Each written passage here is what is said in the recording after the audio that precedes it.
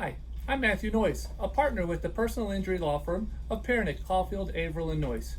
I'm here today with Jacqlyn Bryant, another partner of our firm. Jacqlyn, we often hear clients say, Florida is a no-fault state. And so what does that mean?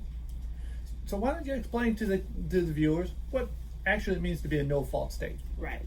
So there's actually very few no-fault states still around these days, and what it basically means, and before I get to it, because I always have clients always say, well, why does my insurance have to come first, or why do I need to report it to my insurance? I didn't do anything wrong, I shouldn't have to make a claim through my insurance. And this is why, because Florida is a no-fault state. The state of Florida requires that drivers on the road have what's called no-fault or PIP insurance. It insures you for medical and lost wage benefits up to $10,000. That's something that you have and that you're entitled to regardless of fault. So that's where the no fault comes in. Matt and myself and the other attorneys here, we represent clients that have been injured due to no fault of their own. So most times when you're coming into our office, it's because you weren't at fault. But a lot of people don't realize that even if you were the at-fault driver, you're still entitled to no fault benefits. And essentially what it is they pay medical 80% and lost wages, assuming you did not exclude that from your coverage, and I'm hoping that you don't, that it pays 60% of your lost wages. And that benefit is there, again, up to $10,000, and it is primary. So what that means is when you're involved in a car accident, it comes first. Before your health insurance, before the other driver's liability coverage, you treat through that. And that is the coverage that will cover the initial medical care and treatment if you go to the emergency room or an ambulance. That's how those providers get paid, through the no-fault coverage that we have here in this state.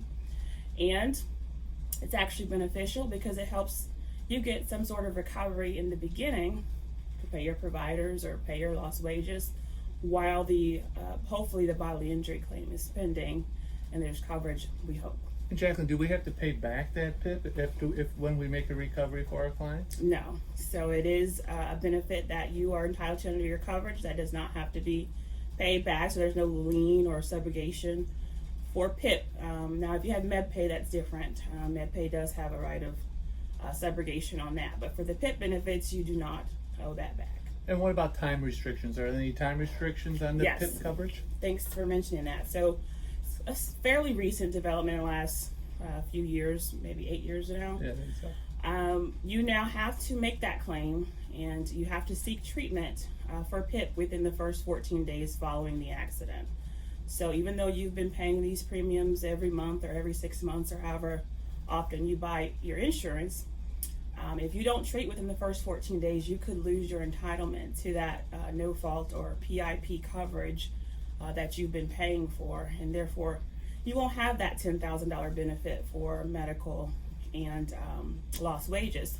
So it's very important that you treat right away with a chiropractor, urgent care, ER, even physical therapy. You just have to get in and treat within the first 14 days so that you don't lose those benefits.